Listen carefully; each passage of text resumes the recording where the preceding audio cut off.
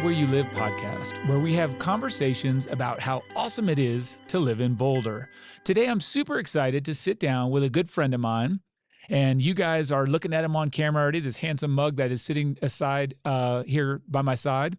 Those of you that are just on audio, you're going to hear the buttery, soft tones of Michael Kettler, a guy that I've known now, I did the math, for about 7 years, but really have gotten to know him over the last several. Michael Kettler is a guy that has been living in Boulder. I'm going to let him tell you for how long because I'm not sure on my stats. But he currently, by way of introduction and by way of kind of employment, I'll say this. He is the director of client experience at the Willow Home Concierge, which is an amazing company that kind of interacts with what we do, what Amanda and I do with our business. But that's just a small slice of what Michael Kettler does. Michael is a guy that I met through the athlete kind of world, running. I met him, actually I tried to keep up with him on a run one day, and I realized that was a really bad idea.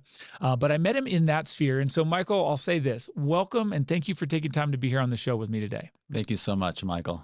This is just another day in the life for you. This is such a great experience for me. Appreciate it. Well, likewise. No, this is, you are a perfect example of why we started this podcast. Was we want to have conversations with people that we know, we like, but we want to know more about and share your awesome story, share your experience with the people that are listening to this podcast. So this is the stuff. You tell me, we're going to start out with kind of what brought you here to Boulder. But first I want to say, where did you come from? All I know is you're a guy from Missouri. So tell me a little bit about what was it like to be Michael Kettler growing up? Give us a little backstory. Yeah, I grew up in St. Louis, Missouri, smack dab in the middle of this wonderful country of ours. And I grew up with 3 brothers and a sister. I grew up, I've spent every day of my, every day of the summer life with some kind of ball in my hand. My brothers and I all played baseball pretty competitively all through high school. Born and raised in St. Louis, spent a majority of my life there. And then when ripe age of 18, ripe age of 20, I fled and went to Montana. I spent and lived 3 years in Missoula, Montana. And that was the early 2000s. Where I learned an incredible amount about myself and what I really wanted. And I think that leads me to a part of the reason why I fell in love with Boulder. Okay, so I don't know anything about St. Louis. I really don't. So what's it like growing up in St. Louis? St. Louis is, I lived in the suburbs of St. Louis, 20 miles or so just west of the city. Okay. Big sports town, as we all know, the St. Louis Cardinals and the St. Louis Blues. Go Blues, go Cardinals. So incredible sports town. I grew up in the suburbs, so you and all of your neighbors were heavily involved in sports.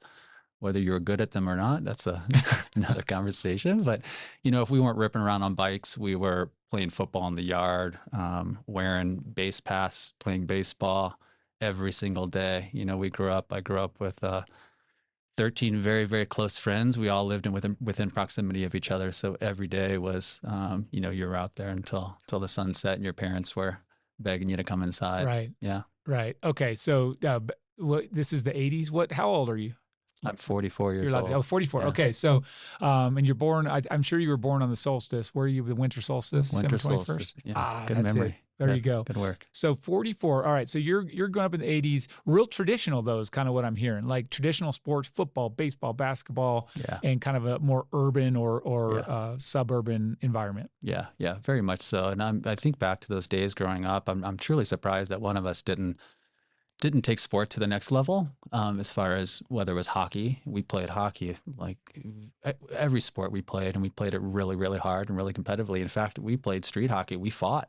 Fighting was, we're 10 years old, 12 years old, and you couldn't do open fists, but you could slap fight, and we did a lot of it. And there was we were good. You were good fighters, or you were good hockey players?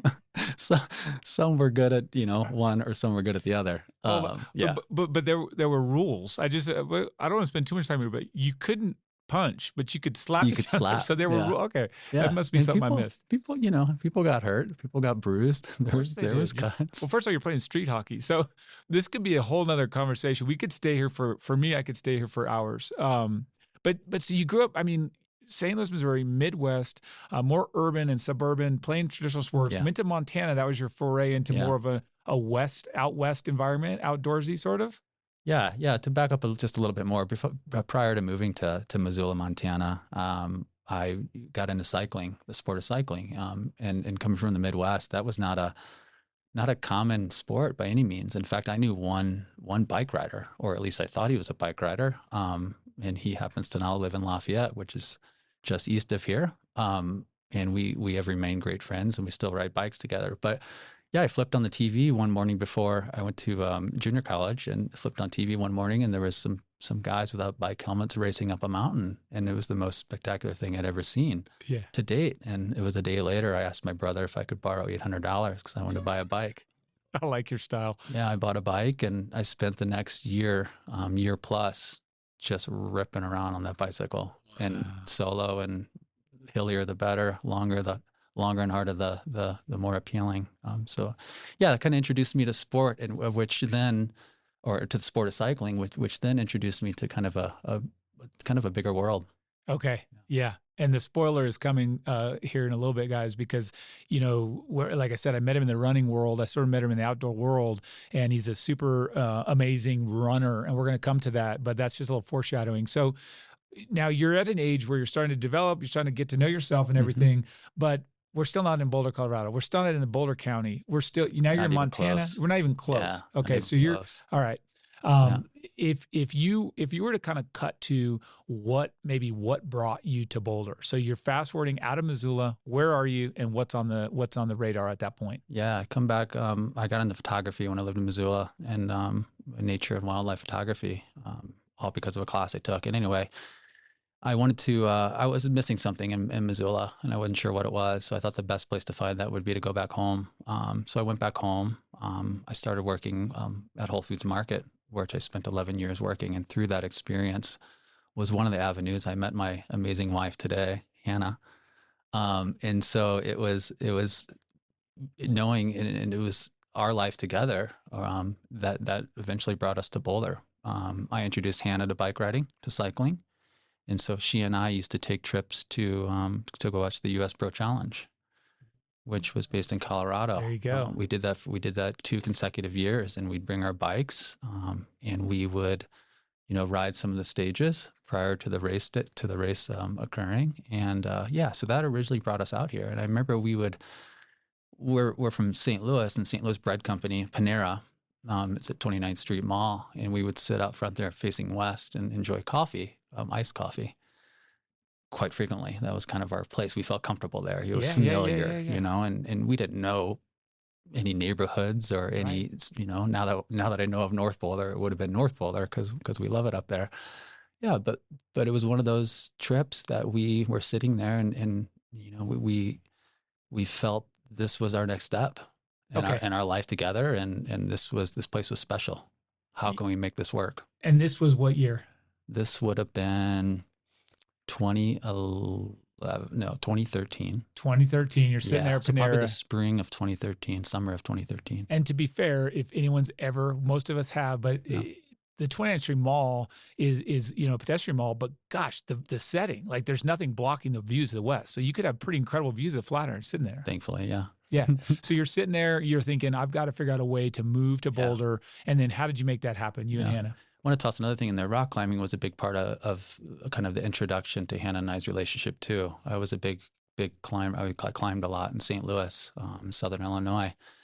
And so that was a big sport of mine. And in fact, that was the first community that I introduced Hannah to, was the St. Louis climbing community, which was a group of very close individuals, very responsible, healthy, happy, outdoors people. So anyway, we took climbing and the sport of cycling to again, that's what introduced us to Boulder. That's what brought us out here. Yeah. Okay. So if you're hearing what I'm hearing, folks, total Renaissance man here, and not only is he growing up doing all the sports, traditional sort of basketball, baseball, you said football, but you're really good at it. You're playing hockey. Then you go to Montana. You start doing photography, which is completely non-athletic, by the way. I mean, no, I shouldn't say that. You could be climbing. You could be doing some amazingly athletic photography, but the photography. Then you then you come in. You talk about rock climbing, but you're also a cyclist, and then that even I think we haven't even scratched the surface. So No, not really. let's scratch. Let's go a little deeper. So and by the way, 2013, you decided to move here, you and Hannah. Yeah. When did you make it happen? Yeah. We weren't sure how we were going to do it. First thing was look for a job. So at that point, I was 10 years in at Whole Foods Market. So I transferred. I received a position at the Superior store. So we transferred, and we actually, sight unseen, we rented in Louisville, right across from the store in Superior, right across, 36 from that Whole Foods Market. Hannah got a job at Namaste Solar, which is a really prominent solar company here in Boulder. Yeah. And so, that was our ticket in. Yeah. And sight unseen, we rented in Louisville. We did so we actually broke our year lease because we wanted to be in Boulder. Yeah. We were just over the hill, but it wasn't quite close enough. Yeah, not close enough. So the next question was, how are we going to make that work? Because it's a little more expensive. Yeah. But we made it happen. And I think that's when I met you. You guys were living up in North Boulder. Yeah, exactly. And that's when we came across one another. And so, all right, you've moved here, but from St. Louis. Was Abe with you guys then? No, Abe. We had a little Boston Terrier named Rex. Okay. That many friends remember well. Okay, I don't remember him. I'm not a good friend. Maybe we'd after the little Rexy, but that's good to know. So, all right, so you roll in. So it's 2013 though. Like you guys decided and made it happen right then. Okay, so just over 10 years ago, your first impressions about being a resident, like what? Right? Isn't it just over 10 years ago? Yeah. You're in Boulder County. You've come over the hill. You're in North Boulder. What's the first impression? Yeah. Are you happy, or is it, oh my gosh, let's go back to St. Louis? It's a great question. No, we weren't happy. Yeah. We weren't. It was tough. Okay. We lived in Louisville. The experience we had in this particular apartment complex in Louisville wasn't a good one. Yeah. And that's a whole nother story. It was December, and there's an area up in Louisville called Davidson Mesa. Yeah. It's talk about a view. Scenic, yeah. Yeah, an amazing view. It's an amazing loop. It's just over maybe 5K or slightly. Yep. Yeah.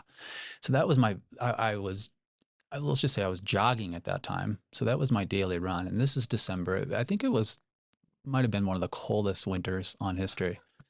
And the winds up there, it's incredibly exposed. So my daily runs I was just getting blasted by the wind, dark skies, it was a harsh winter. And so I told myself, I said, if I'm going to keep doing this, I need to find a group because this isn't sustainable. Yeah. And he and I had a little overlap in a group in St. Louis, running group, but outside of that, I had no experience in a running group. But anyway, fast forward, I emailed what is called the Boulder Track Club. Yeah. And I said, hey, I need to find a group, to run with. And based on, I did one race many years prior to that. So I submitted that time, and he said, well, I think this would be a good coach for you. And I was introduced to a gentleman named Clint Wells. And that community that provided us, or provided me, Hannah joined the club as well, as well as Namaste Solar. Without those two communities of friends that are to date some of our closest people, I don't think it would have happened. I think we would have probably got a ticket out. Yeah. But with the work that we put in to build those communities, that's our pride and joy. 100%. I love that. It starts out where you just, and this is, we intro the podcast saying why it's awesome to live in Boulder, but we also recognize, and we've talked to other people about the negatives and the downside and the difficulty. And Amanda and I discussed this when we first moved here. Where's the community? You've got to find it. So you got in and chiseled it out. Boulder Track Club. That's how you and Amanda met. Yeah. And that's how we end up getting to know one another. Mm-hmm. You're still running with Boulder Track Club, still right? running with Boulder Track Club, yeah. I love that. That's 9 years later. 9 years later, still with the BTC. Yeah. It's evolved a bit, and Clint Wells still here. We'll have to get him on the show. You just mentioned his name, and another legendary Boulder resident that ran at CU with the Buffaloes. Okay, so if we do look at now, you're a year, let's say inside that first year or so, What are some of the things that you did love about being here, even though you were struggling with community and the wind and Yeah. everybody struggles with the wind? Yeah, I think it's some of the obvious things. I mean, it's hard not to the weather first. That's top of the list. We see a lot of sunshine, and even on a 30-degree winter day, if the sun's out, it's you don't need many layers. It's quite wonderful. That was a huge part of it. And again, back to the community. Yeah. It only grew, and we built just some really close bonds with some people, like I said, that to date remain really great friends. Yeah, and just it's such a place. It's. I was thinking about that. I went skiing this morning, a little Nordic skiing, and I was thinking to myself and thinking about this podcast today, and it's truly a unique place we live. Right. There's nothing like it. I And mean, I was thinking, there is pieces of Boulder elsewhere, and maybe some larger cities, but because the population here is not so grandiose, it makes it really unique. Very unique. Very unique. Yes. So you went Nordic skiing this morning. Mm. It's 11 a.m. I mean, you've got a job. You work at Willow. You're here doing this podcast. Yeah. How did you squeeze in Nordic skiing? Tell us about that a little bit. Yeah. You wake up at 5 a.m. You leave the house at 6. You get up there at 6:55, and they open the gates, which is pretty rare for a Nordic Center to have gates, but somehow Eldora found a way to put gates in. But anyway, yeah, 7:00 they open up. I actually tried today at 6:59. It doesn't let you. No, 7:00 or bust. Okay. Anyway, yeah. So as long as I tell myself, hey, if I can get to my desk by 9:00 and ski a good solid hour plus, it's a good day. That's a great It's a great way to start. So good. And we're blessed to have that because it really is accessible. Yeah. Even not at 6:59, but it is accessible at 7. So now I'm just trying to capture everything. There's a lot of stuff. And I would say this. So we talked about you almost left. You guys were thinking, wait, if it weren't for the community. So some of the things that kept you here, community, outdoor activities. Don't let me fill the blanks in for you. What else was it that you said, you know what, I can grow with this? You've got Hannah. Yeah. You had Rex. Yeah. You just started to build around you. Yeah. What was really some of the things that you looked forward to on a daily in those first years? Just the progressiveness of this town, I think is really appealing. I think they really kept us kind of glued in. There was just forward-thinking individuals. You always inspiring you to be better. There you go. And that's pretty cool. And then that's still happens to this day, every day. Well, there you go. You're one of those people. You're a dear friend of mine and somebody I look up to. And yeah. Well, it's just because I'm sitting up straight. You have to actually fit. Thank you for saying that. Yeah. And that and accessibility. Yeah. Right. Like it's unparalleled, and I don't think those that experience it understand it. You can hop on a bicycle or throw on a pair of running shoes or hop in your car, and it's Colorado. It's Colorado. I always remind myself, and I was one of these people. I used to drive 13 hours here to visit, to spend some time to climb. It's worth it. Yeah. And now I can ride my bike. Yeah. To go climb. Yes. Where it once took me 13 hours to get there. Yeah.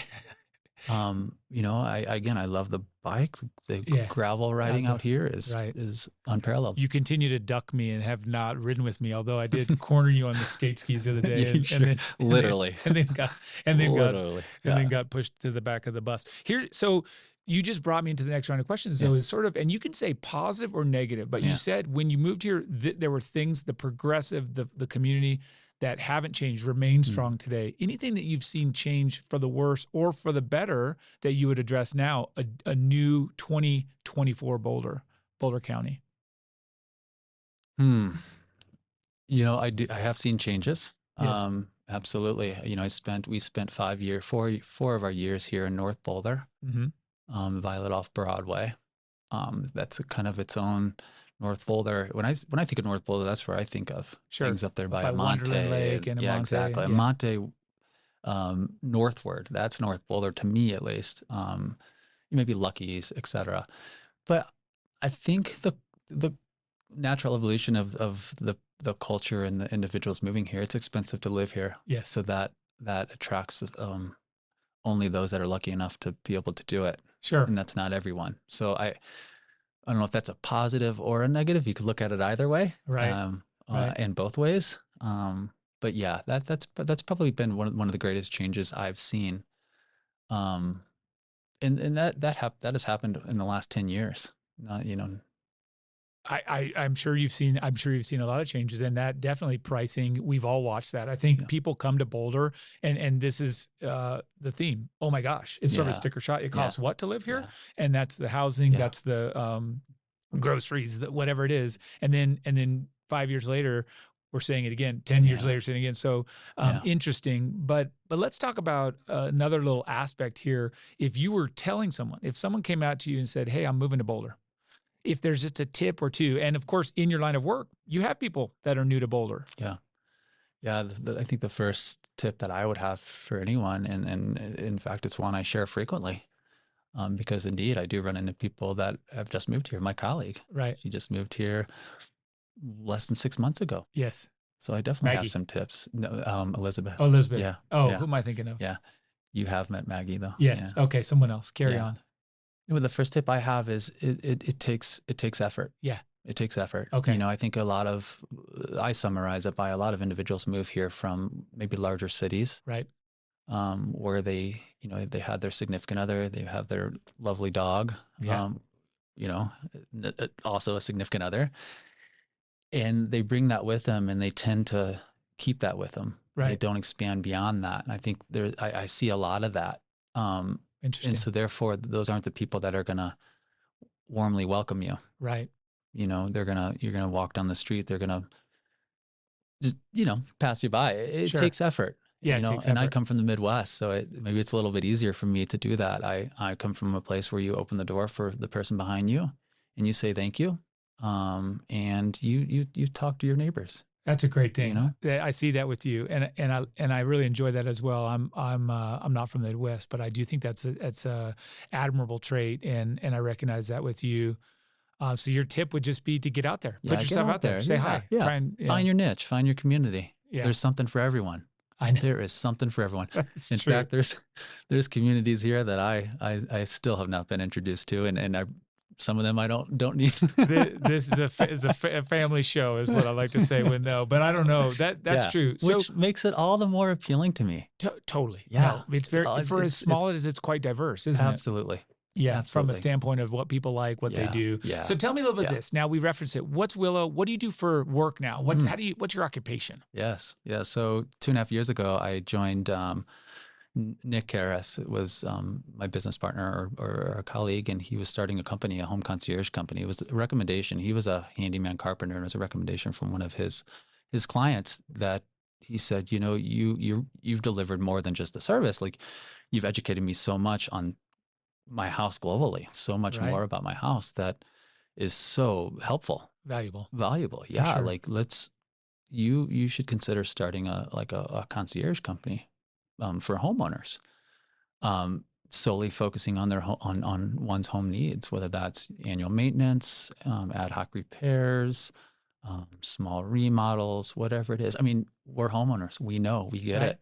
A- it's a lot of work. So so give me like two examples. I call you Yeah, up, I say, I want you to work for me. What do you do? How do you what's the service? Couple yeah, ideas. yeah, yeah. As far as what services we provide, Yeah, what would or what? Oh because my gosh, concierge, what does that mean? yeah. I mean, just for someone, I kind of know, but some people might not know what I'm saying. Yeah, I mean, you know, example, hey, Michael, I just left town. I completely forgot that we're having this armor delivered tomorrow. Gotcha. And hey, would you mind, rather than trying to ship it back to wherever it came Yes. from, or it's sitting on the porch, Mm-hmm. or asking my neighbor to lift a 400-pound armor into the house, could you see that it Gotcha. gets into the house? Could That's you? amazing. Or, hey, I just got a notification on my water sensor alarm that there's potentially water dripping from the primary bedroom or primary bath sink. Whoa. Could you check it out? Absolutely. Okay. We're there in 10 minutes. That makes sense. You know, the list goes on and on. Every day is a new day. And I think that's what makes it so incredibly fun. That's Yeah. very cool. Yeah. Yeah. So, and funny, we just had this thing where I was standing by my sink the other day and water out of the clear blue, water started spraying everywhere. Mhm. All I thought was, thank goodness I'm here Yeah, right now when this exactly. happening. Yeah. So we were able to figure out what was going on. But that'd be something, for example, if that happens and that Yeah, alarm absolutely. goes off, you guys Yeah. are on site. Yeah, you know, a lot of our homeowners are those that have maybe one or two homes. You Sure. know, this they may spend 6 months here intermittently throughout the year, and the last thing they want is to worry about these things when they're visiting. That's true. No one, I always say, no one moves to Boulder to worry about their homes. We move here to play, To go out and have fun. That's right. to have fun. That's right. You know, we work hard to have fun. So you guys are a newer outfit, but Yeah. you have fun people you work with. Yeah, amazing community. Yeah. It's what really elevates me and brings me joy is the people we work with. Not only our homeowners, who are some fascinating individuals, I bet. And are the vendors that serve us. I bet. So Yeah. I'm gonna put something in the back of your brain. Think of, if you can think of a really funny or unique or wild story from the business that you're allowed to share. Yeah, I got a great one. You've got one now. Go. I got All right, plenty. go for it. Yeah, let's hear it. I would say it was 2 days before Christmas Eve, and I had a electrical correction, a request for some electrical work at one of my clients' houses. Very tall ceilings, beautiful, gorgeous home. And the Christmas tree, I would say that individual had that year was probably, I don't know, in between 15 and 20 foot tall. We walk in, and the electrician that I was with, who I didn't know, he knew the house really well. He had been there many times, like a lot of our relationships are. Walked in, and he looked over in the living room area, and he was like, "Whoa." And I thought he was just commenting on the magnitude of this tree because I had seen it before. It's beautiful. It was gorgeous. And then he was tuned in enough to get me to look over. And I look over, and this Christmas tree is on the ground. And a 20-foot Christmas tree, 18-foot Christmas tree, it probably sat in 3 gallons of water. Oh, 3 gallons of water went straight into the outlet directly underneath it. Every ornament on the tree, the lights were damaged. Not only that, it ripped the lights that were strung from the ceiling, some beautiful lighting display in this home. It had took those from the ceiling 2 days before Christmas. So I had the fortunate job to notify my client that this had happened, and his first response was, "Damn cats." Yeah. No. Yeah. Yeah. Cats, we love them. Okay. But, we love the cats. Mm-hmm. Anyway, so it just so happened to be that we were also on a project for another client up the street, and we had like 3 layers of scaffolding, and we just wrapped up that job that evening. Okay. So that evening, 6 p.m. plus, we disassembled the scaffolding and brought it to the home, set it up, and the next day we were able to elevate the tree, keep the ornaments on it that were still intact. Wow. Re-secure the lights up above, secure the tree to the nearby bookshelf. Yeah. And Christmas Eve, when they got home, they had all good. Saved the day, saved Christmas. That is fantastic. Yeah. Well done. I love that. That is a good story. It felt good. And it does. Well, we have a lot of opportunities to deliver value, and we do, and we celebrate it. Stuff like that. Beautiful. We're givers, and that's it brings us joy. I can see that, and that's great. I appreciate it. That's a wonderful story, and it does show sort of some of the unique things you run into. Obviously, circumstances can't be predicted, so you're responding, and you knew the right story. So let's kind of change directions. I want to talk a little bit more about Boulder County from your lens. So if you were to get in and say, what's an ideal Saturday or Sunday? So you and Hannah wake up, Abe is their dog, and you 3 wake up on a Saturday, Sunday. What's the plan? What's a great Boulder County weekend look for you guys? Yeah, depending on the season, it varies a little bit. It usually starts with coffee before sport, but always sport. You know, I think that's I have learned in my life, and as most of us have, sport tends to elevate the day. What you do at the beginning of your day kind of sets the tone for the rest of it. So yeah, it'll start with if it's Saturday, if it's the summer, it'll probably be a 10-mile run. And then prior to that, coffee, obviously. We're all coffee lovers here, big time. Coffee and an hour run. Yeah. And then, it's post run, it's something downtown. Usually my wife and I love Spruce Confections. Beautiful. Real close to here. Yes. Yeah. And the sun hits it perfectly. There's plenty of food across the street at Lolita's. Mhm. So we usually sit out there, and on Sundays, I believe it is, they have live music out there, and it's really, really good street jazz and real There you go. pleasant and nice. Yeah. Right So on. that's a typical Saturday. Sunday runs probably a little bit longer.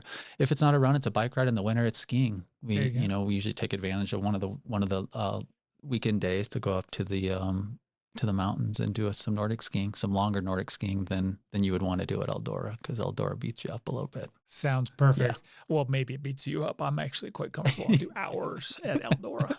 Hours. Now that I waxed your skis, Um, Michael, you're going to be a lot more comfortable. Part of the home concierge service was that Michael was kind enough to take care of my skis. So thank you. I don't know if that's a plug for you or the Willow home, but okay. So you just talked about this is another thing, the fun thing. So what's your you just listed Spruce Confections. Yeah. There's one on Yellow Pine up north. There's one down here on They're both Pearl Street. wonderful. Yeah. What, and then Lolita's another little hot spot. But what's another coffee shop we should check out that you love, and restaurant? We need to know the Kettler's favorite jams here in town. Yeah.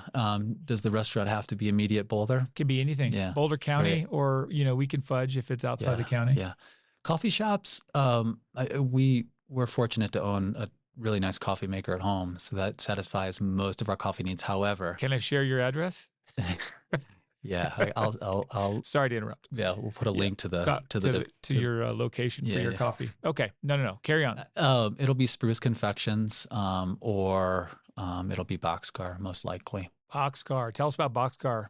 Yeah, Boxcar is a hipster joint. Yes. It's very nice. Another lovely piece of Pearl Street. South facing, warm as all get out, even on a winter day. Beautiful. The Boxcar coffee is one of my favorite beans for sure. It has a good ambiance, and yeah, it's usually one of the more happening spots. Every little place it tends to, have its own little following, and Boxcar certainly does. But do I fit in there? You absolutely fit. Okay, in. You fit in anywhere. Okay, Michael. thank you. Yeah. I was fishing for that. So that's East Pearl Street, I think, about 18th Street, something like that for Boxcar. Exactly. Okay.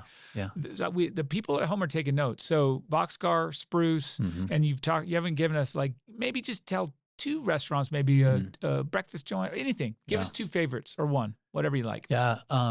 We've had the wonderful opportunity to enjoy with you.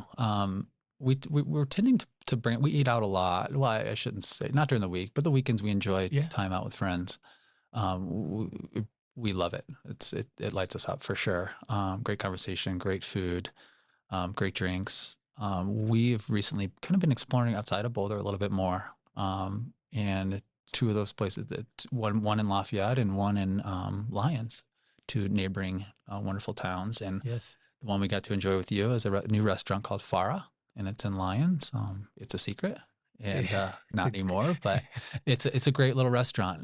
They don't advertise heavily. In fact, the exterior of the building has no signage, even for the restaurant. Wow. The owner, a gentleman from Spain, he worked at Carita. I think he found a wonderful niche and kind of a missed opportunity that he took to Lyons, and I think it's going to do very, very well. Fantastic cocktails, fantastic food, good ambiance. All of the above. Yeah, that was a fun spot. Thank you for introducing that to me. And everyone, check that out, Farah in Lyons. Yeah. The second one is Community in Lafayette. Okay. Also very lovely. Yeah. Very great food, good ambiance. Yeah. Amazing. So you guys, I hope everyone's taking notes. Let's just go from food back to outdoors, and tell us what your favorite place favorite trail. If you could only pick one, and then most people pick two, but if you could pick one trail that you could spend and you had to do all your runs or hikes there, what would it be? Yeah, this is probably a shocker to me as much as it is for some that know me, but I haven't explored the trails a ton in Boulder running. I just haven't. I think I trained for marathons. I was a road runner. However, that said, what I find great joy in, and I was reminded of this the other day, a Saturday, and I think I ran a little later. I love going out on some of the northern roads, the dirt roads. There you go. And on a Saturday when it's quiet, and when on a sunny day out on those roads, they're endless. There's no traffic, and it's pretty special. So some dirt roads north of Boulder. Just north of Boulder, yeah. That sounds Nelson, great. 47th, I think it is. All the numbers. Niwot, I like Oxford, Oxford Road. Okay. The Grange. Okay. All of those. Okay. I think that's really cool. There's something special about running out there. As a past podium finisher at the Boulder Backroads Marathon, if I remember correctly. Good memory. Wow, I didn't think we knew each other then. Well, you know, I follow results. I'm kind of a nerd. Wow. But, yeah. That was it's a while ago. Yeah, it was 2015 or 16. Like I said, results nerd. But anyway, those are those roads. That's those back roads. Exactly. So great spot. Okay, those are the tips. Yep. And then we're coming back to kind of wrapping up. I think some of I didn't start with this, but sort of some of the stories that we always share, and we've mentioned how much time we hang out together. I'll say this, for me, when I think about anyone out there kind of exemplifying, I don't know, really just Boulder County living at its finest, it's you and Hannah. And and I say that with all earnest intentions. You guys are here, you work hard. Yeah. You go out, it's a cliche, but you play hard. Yeah. You interact with your friends, you make the effort. I think you guys are really doing a good job. And I say this because I feel like often the acknowledgement of others and the positive light they're putting out in the world is underutilized. And you guys, I always get a smile on my face when I think of Michael and Hannah Kettler, Abe as well. But when I think of you guys, you're living I think the Boulder dream. And to that I say kudos, and keep doing what you're doing. Yeah. Thanks, Michael. We're truly blessed. We have worked hard for it. Yeah. But we did so because we wanted it. That's it. And it took effort, but we're so incredibly lucky. You know, I'm such a believer in you are as strong as the people around you, and there's some incredible folks here. That's right. Well said. So in that, we'll close out, and I'll say for Michael, and just kind of summarizing, anyone that's out there thinking about making a move to Boulder, they just sat there, stared at the Flatirons one day at coffee, and then they made it happen. So you can make it happen too. Come here, move here, come enjoy, visit, stay, spend some time with us. We've shared some great secrets with you. I'd like to thank you, Michael, for coming here. It's a great treat for me to chat with you and learn more about you. And to those of you guys that are listening, thanks for tuning in. We will encourage you before the next episode to go out there and do something that you love. Thanks, Michael. Thank you.